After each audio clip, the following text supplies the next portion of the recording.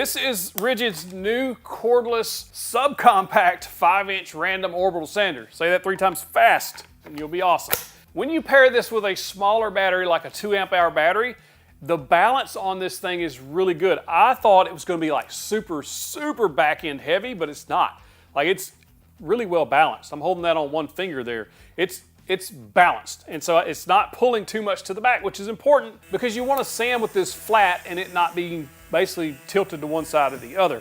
You can also throw a 4 amp hour battery on there. It puts a little bit more weight to the back, but not much. I mean, not that it's uncontrollable. I think the 2 amp hour works better on there, but you can't put the 12 amp hour battery on there. It sticks down too far and the actual sander won't even touch the surface. So if you were curious, because I was. And as far as sanding goes, this is what surprised me most.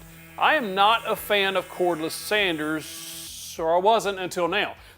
This works really well, and it sands like a regular sander. Now, it's not a Festool level sander with minimal vibration and the dust collection and all that. Matter of fact, the Festool hose won't fit in here, but this bag does a really good job of dust collection when you're doing like small jobs. And I think this is where this will really shine. Being able to take this off away from the shop or around the shop easily, nice spot sanding or whatever, this is where this will really shine. Or if this is your only sander, I don't think that's a bad thing either. It does a really nice job. It comes with a couple of sheets of sandpaper. I like the 3M sandpaper or the Festool Granite sandpaper, but pair it with your favorite sandpaper and go to work. The sander does have variable speed from 1 to 6. I mean, it'll get really low on the number 1 setting. In other words, barely moving. You can crank it up to the number 6, go to work. And as you see, sanding on this Pine 206 worked just fine.